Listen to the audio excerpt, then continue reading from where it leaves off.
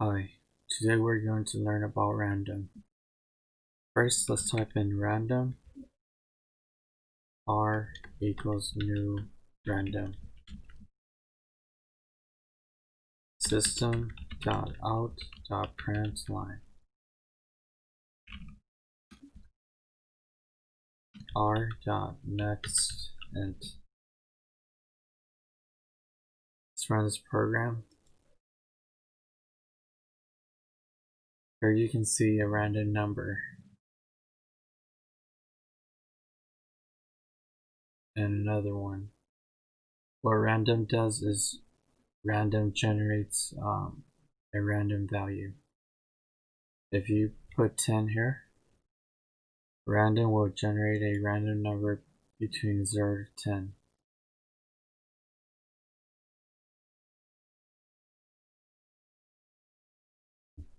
Now you can also do this for Boolean.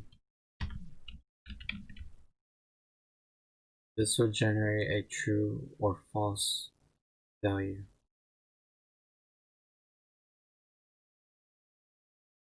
This is it for today, and thank you for watching.